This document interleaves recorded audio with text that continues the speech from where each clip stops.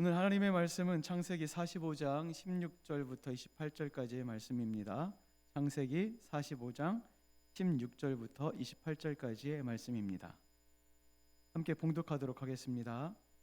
요셉의 형들이 왔다는 소문이 바로의 궁에 들림에 바로와 그의 신하들이 기뻐하고 바로는 요셉에게 이르되 내 형들에게 명하기를 너는 이렇게 하여 너희 양식을 싣고 가서 가나안 땅에 이르거든 너희 아버지와 너희 가족을 이끌고 내게로 오라.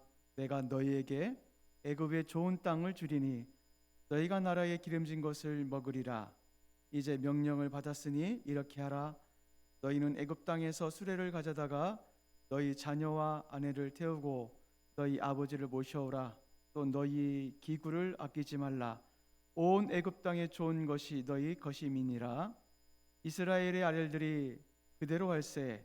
요셉이 바로의 명령대로 그들에게 수레를 주고 길 양식을 주며 또 그들에게 다 각기 옷 한 벌씩을 주되 베냐민에게는 은 300과 옷 5벌을 주고 그가 또 이와 같이 그 아버지에게 보내되 순나기 나귀 10필에 애굽의 아름다운 물품을 실리고 암나귀 10필에는 아버지에게 길에서 드릴 곡식과 떡과 양식을 실리고 이에 형들을 돌려보내며 그들에게 이르되 당신들은 길에서 다투지 말라 하였더라. 그들이 애굽에서 올라와 가나안 땅으로 들어가서 아버지 야곱에게 이르러 알려 이르되 요셉이 지금까지 살아있어 애굽 땅 총리가 되었더이다. 야곱이 그들의 말을 믿지 못하여 어리둥절하더니 그들이 또 요셉이 자기에게 부탁한 모든 말로 그에게 말하매 그들의 아버지 야곱은 요셉이 자기를 태우려고 보낸 수레를 보고서야 기운이 소생한지라. 이스라엘이 이르되 조카도다. 내 아들 요셉이 지금까지 살아있으니 내가 죽기 전에 가서 그를 보리라 하니라. 아멘. 요셉과 형들이 재해를 한 이후에 발생한 일들을 오늘 이야기를 해주고 있습니다. 오늘 본문도 세 부분으로 나눌 수가 있는데 16절부터 20절까지이고 21절부터 24절까지 나눌 수 있고 25절부터 28절로 나눌 수가 있습니다. 첫 번째 부분인 16절부터 20절은 야곱 가족의 이주를 지시하는 바로에 대해서 말씀을 하고 있습니다. 16절 보니까 바로는 요셉의 형들이 바로의 궁에 왔다는 소식을 듣습니다. 듣고 난 뒤의 반응이 무엇이냐면 기뻐했다라고 말씀하고 있습니다. 그런데 바로만 기뻐하는 것이 아니라 신하들까지도 기뻐했다라고 나와 있습니다. 이것을 통해서 알 수 있는 것은 요셉이 외국 왕 바로에게도 두터운 신임을 얻었을 뿐만 아니라 동료인 신하들까지도 좋은 관계를 가졌다는 것을 짐작할 수가 있습니다. 왕과의 관계에서 신임을 얻는 것은 그리 어렵지 않습니다. 왜냐하면 상하관계이고 복종 관계이기 때문입니다. 그러나 동료들 사이에서 좋은 관계를 맺는다는 것은 그리 쉽지 않습니다. 요셉은 자국민이 아닙니다. 이방인입니다. 더군다나 기존의 신하들 중에서 발탁된 인물이 아니라 갑자기 나타난 인물입니다. 이런 상황 속에서 동료들까지 기뻐한다는 것은 매우 어려운 상황입니다.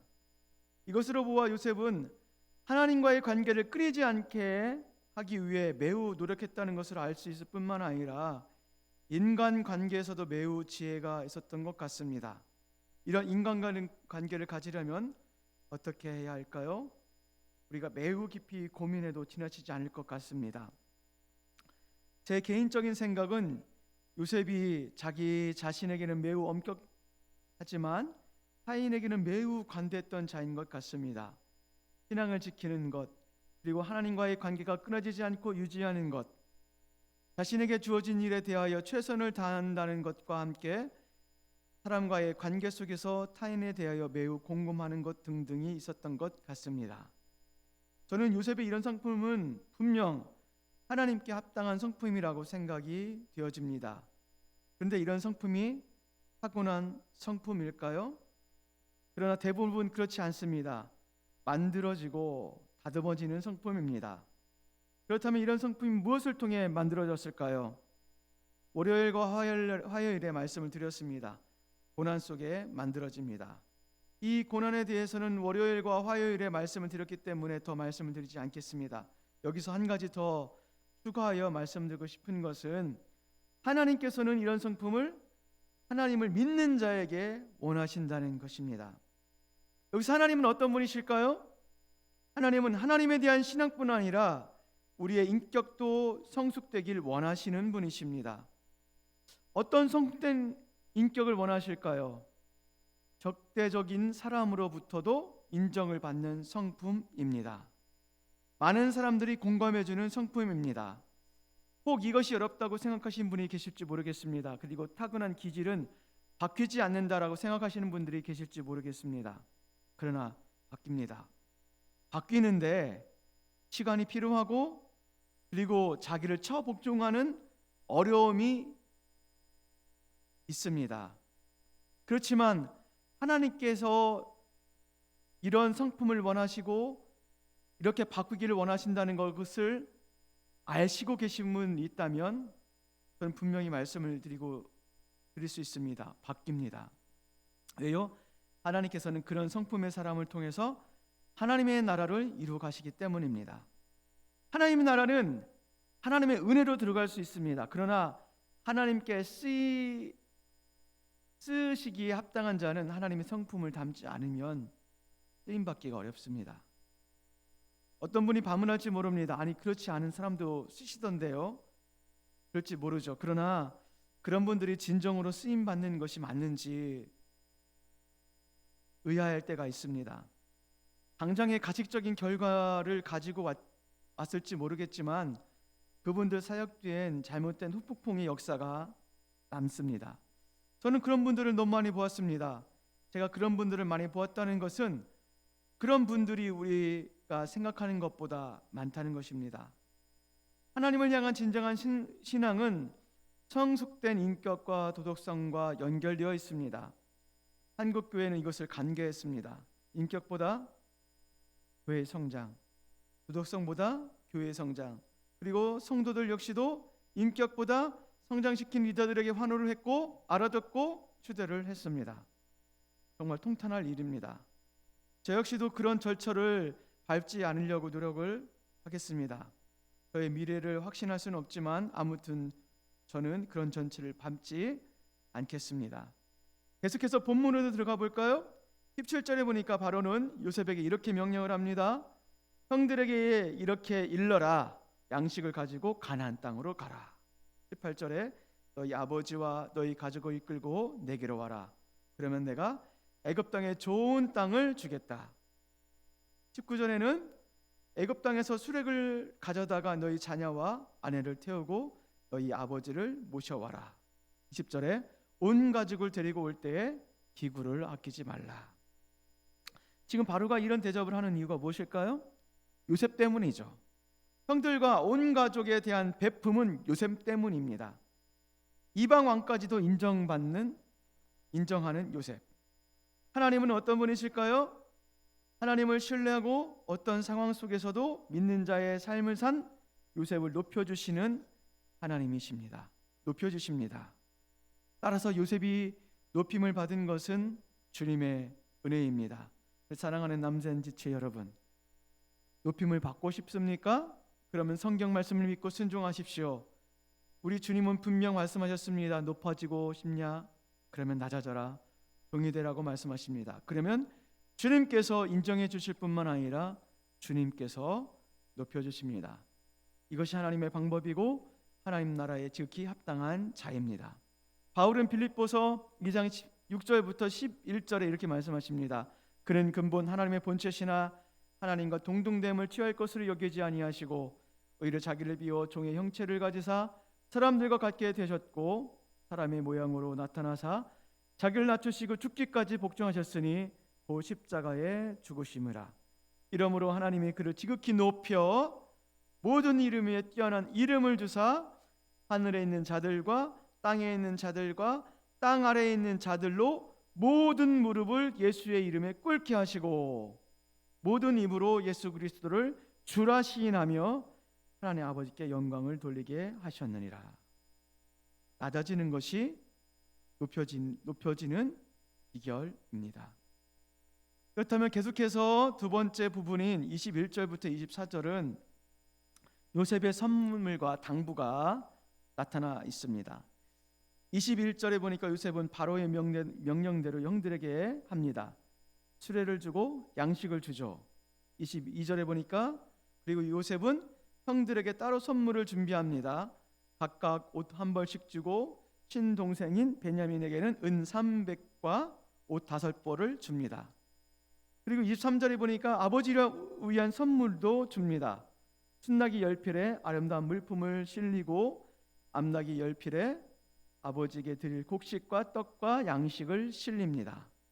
그리고 24절에 형들을 돌려보내면서 한 가지 당부를 하죠. 어떤 당부입니까? 길에서 다투지 말라.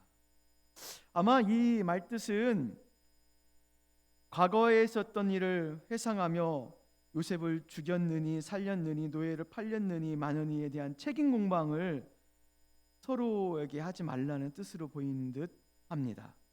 왜냐하면 요셉이 살아있음을 보면서 형들은 해결해야 될 고민이 두 가지가 있습니다.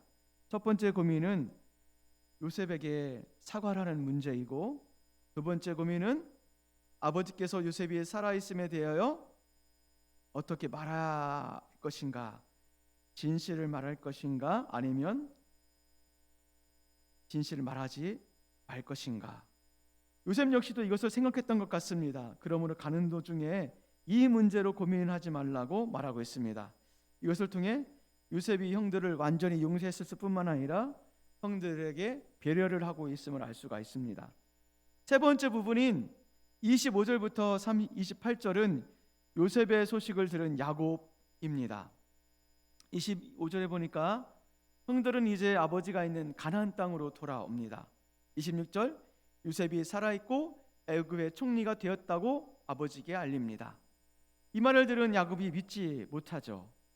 그래서 27절에 보니까 이에 형들은 요셉과 있었던 일들을 아버지께 소상히 이야기를 할 뿐만 아니라 요셉이 보낸 아버지에 대한 선물을 보입니다. 28절, 야곱은 선물을 보며 요셉이 살아있음을 확신합니다. 그러면서 고백을 하죠. 내 아들 요셉이 지금까지 살아있으니 내가 죽기 전에 가서 그를 보리라. 사랑하는 남산의 지체 여러분, 하나님은 하나님의 성품을 닮은 자를 통해 일하십니다. 하나님의 성품은 타고난 것보다 후천적으로 만들어지고 다듬어집니다. 무엇을 통해서요? 하나님의 방법을 통해서요. 그 하나님의 방법이 무엇일까요? 고난입니다. 인생에서 고난이 좋을 리 없습니다. 그러나 그 고난은 인내는 연단은 소망을 이룰 줄 믿습니다. 더 하나님께 합당한 자로 하나님께 인정받고 하나님으로부터 인정받는 남산의 모든 성도님들 되길 주님의 이름으로 축복을 드립니다. 잠시 기도하는 시간을 갖도록 하겠습니다. 주님, 우리의 인격이 주님의 인격 되게 하옵소서. 우리의 인격이 세상의 윤리와 도덕을 뛰어넘는 인격이 되게 하옵소서. 그런 인격이 되기 위해 담금질을 하신다면 기꺼이 감당하는 우리가 되게 하옵소서. 혹 지금 겪고 있는 어려움이 있는 분들이 계시다면 끊임없이 주님을 의지하게 하옵소서. 낙심되지 않게 하시고 믿음으로 소망의 주님을 보게 하옵소서.